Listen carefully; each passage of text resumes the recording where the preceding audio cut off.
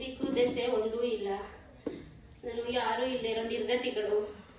ಅಪ್ಪ ಅಮ್ಮನೂ ಇಲ್ಲ. ಊರಿಗೆ ಹೋಗಿ ಬಂದೆ, ಇದ್ದೊಬ್ಬ ಅಕ್ಕನೂ ತೀರ್ಕೊಂಡ್ಲು. ನನ್ ನೋಡ್ಕೊಳ್ಳೋರು ಯಾರು ಇಲ್ವಲ್ಲಪ್ಪ ದೇವ್ರೆ. ನನ್ಗೆ 108 ಕಾಯಿಲೆ ಬೇರೆ.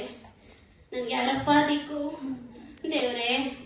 ನನ್ಗೇನಾದ್ರೂ ಒಂದ್ ದಾರಿ ತೋರ್ಸಪ್ಪ ಭಗವಂತ.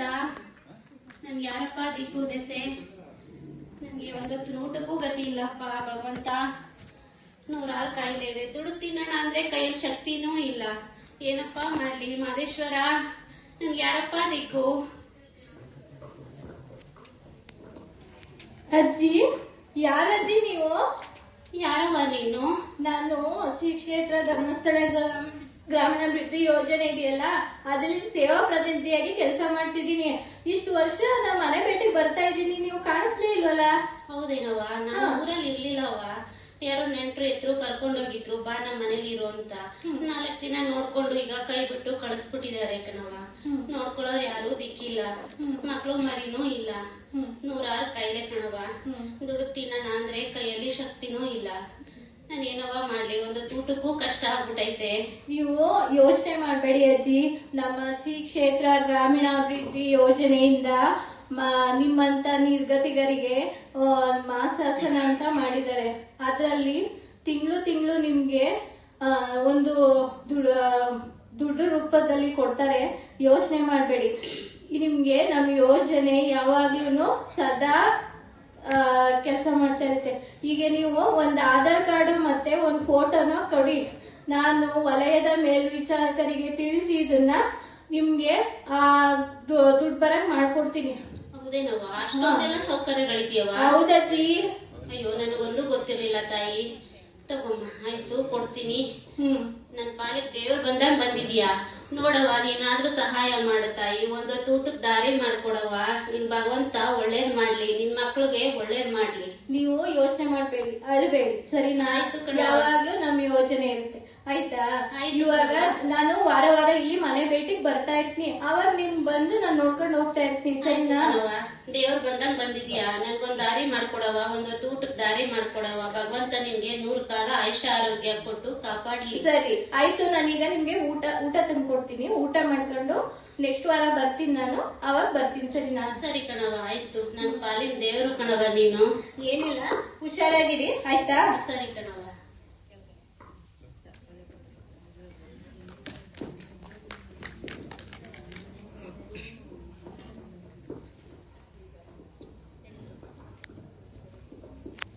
ಅಜ್ಜಿ ಅಜ್ಜಿ ಅಜ್ಜಿ. ಯಾರವ ಅದು? ನಾನು ಕಣಜ್ಜಿ, ಸೇವಾ ಪ್ರತಿನಿಧಿ ನಾಗಮ್ಮ. ನೀನವ? ಪಾಪ, ಏನವ ಸಮಾಚಾರ? ಹೇಗಿದ್ದೀರಾ? ಹೆಂಗೋ ಇಂತಾನೆ ಸುಮಾರಾಗಿದ್ದೀನಿ ಕಣವ. ಹೊಟ್ಟೆಗಿಟ್ಟಿಲ್ಲ, ಇರಕ್ಕೊಂದ್ ನೆಲೆ ಇಲ್ಲ. ಹೆಂಗೋ ಸುಮಾರಾಗಿದ್ದೀನಿ. ಊಟ ಮಾಡಿದ್ರಾ? ಏನೋ ಅಂಗ್ಲಿ ಗಂಜಿ ಇದ್ದಿದ್ ಕುಡ್ಕೊಂಡ್ ಕೂತಿದೀನಿ ಅವ್ವ. ಇನ್ನು ಕೈಯಲ್ಲಿ ದುಡಿಯೋಕೆ ಶಕ್ತಿನೇ ಇಲ್ಲ. 3 ಕಾಸಿಲ್ಲ. ಊಟ ಎಲ್ಲಿಂದ ಬರುತ್ತೆ ನನ್ ಕಂದ? ಈಗ ಹೋಗ್ಲಿ, ನಾನು ಹೇಳಿದ್ನಲ್ಲ ಮಾಸಾಸನ ನಿಮ್ಗೆ ಬರುತ್ತೆ ಅಂತ, ಅದ್ರ ಆರ್ಡರ್ ಬಂದಿದೆ. ಹೌದಾ? ಈಗ ನಿಮ್ಗೆ ಯೋಚನೆ ಮಾಡ್ಬೇಡಿ.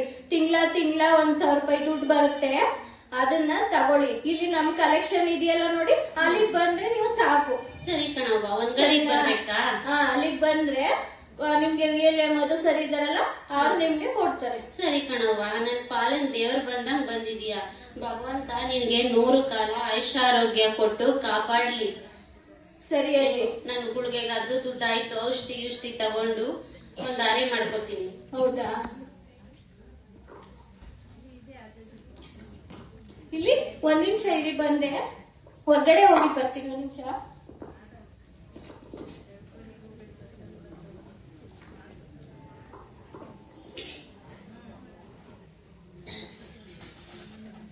ಇಲ್ಲಿ ನಮ್ಮ ಯೋಜನೆಯಿಂದ ನಿಮ್ಗೆ ವಾತ್ಸಲ್ಯ ಕಿಟ್ ಬಂದಿದೆ, ತಗೊಳ್ಳಿ.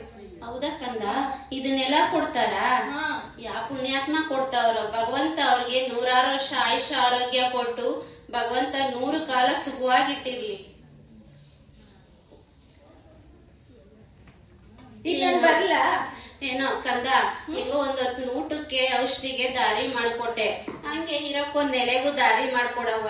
ಮಳೆ ಬಂದ್ರೆ ಸುರಿಯುತ್ತೆ, ಬಿಸಿಲು ಬಂದ್ರೆ ನೆನೆಯುತ್ತೆ. ಈ ಗುಡ್ಸಲ್ ಮನೇಲಿ ಇದೀನಿ ಕಣವ್ವ. ಅದಕ್ಕೇನಾರು ಒಂದ್ ದಾರಿ ಇದ್ರೆ ಮಾಡ್ಕೊಡವ. ಅದು ಇದೆ ಅಜ್ಜಿ, ನಮ್ಮ ಯೋಜನೆಯಿಂದ ವಾತ್ಸಲ್ಯ ಅನ್ನೋ ಇದು ಕಾರ್ಯಕ್ರಮ ಇದೆ. ನಿಮ್ಗೆ ಮನೆ ಮಾಡೋದಕ್ಕೆ ನಮ್ಮ ಯೋಜನಾಧಿಕಾರಿಗಳ ಜೊತೆ ನಾನು ಕೇಳ್ಬಿಟ್ಟು ಅವ್ರನ್ನ ಇಲ್ಲಿಗೆ ಕರ್ಸ್ಬಿಟ್ಟು ನಿಮ್ ನೋಡ್ಬಿಟ್ಟು ನಾವು ಮಾಡಿಸ್ಕೊಡ್ತೀನಿ. ಅಲ್ಲಿ ತನಕ ನೀವೇನ್ ಮಾಡಿ ಗೊತ್ತಾ, ಅಲ್ಲಿ ನಮ್ಮ ಗೌಡ್ರು ಇದಾರಲ್ಲ ಆ ಮನೇಲಿ ಇರೋರಂತೆ, ಬನ್ನಿ ಸರಿ ಕಣವ, ಆಯ್ತು ಅಲ್ಲೇ ಬಿಟ್ಕೊಡವ. ಬನ್ನಿ.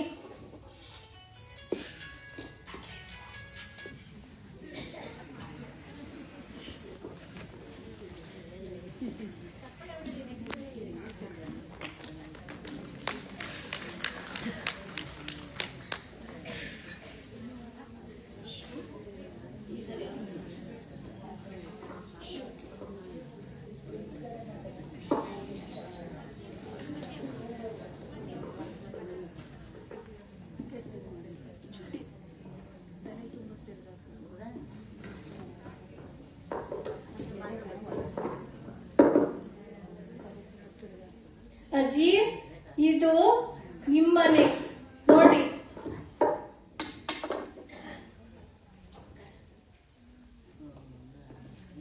ನೋಡು ಅಜ್ಜಿ. ಓ ಯಾರವ? ನೋಡಿ ಬನ್ನಿ ನಿಮ್ ಮನೆನ. ಅಯ್ಯೋ ಬಂದೆ ಇರು ನನ್ಕಂದ. ಏನವ?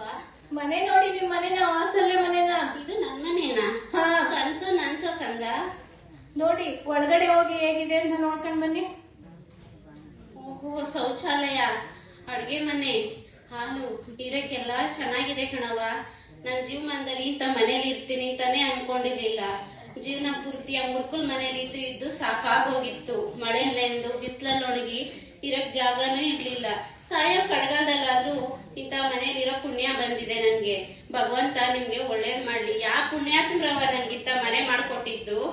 ಯಾರಂದ್ರೆ ನಮ್ಮ ಮಂಜುನಾಥ ಸ್ವಾಮಿಯ ರೂಪದಲ್ಲಿರುವಂತಹ ಡಾಕ್ಟರ್ ವೀರೇಂದ್ರ ಹೆಗಡೆಯವರು ಮತ್ತು ಮಾತೃಶ್ರೀ ಹೇಮಾವತಿ ಅಮ್ಮನವರ ಕಾರ್ಯಕ್ರಮಗಳು ಇವು.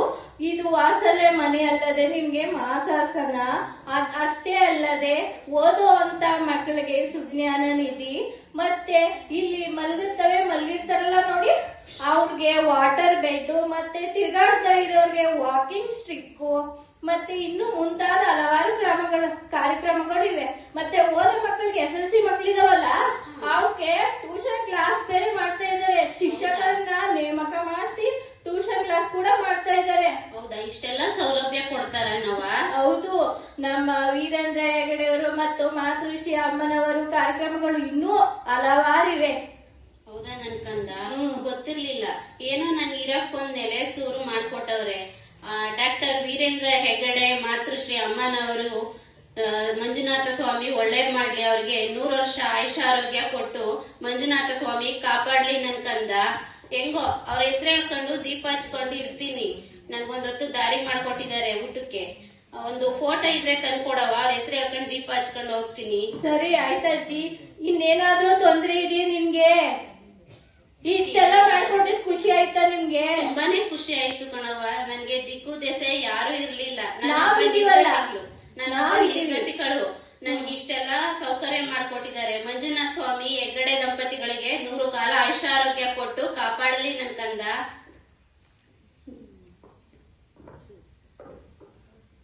ಇಷ್ಟು ಹೇಳ್ತಾ ನಮ್ಮ ಕಿರು ನಾಟಕವನ್ನ ಮುಗಿಸ್ತಾ ಇದ್ದೀವಿ.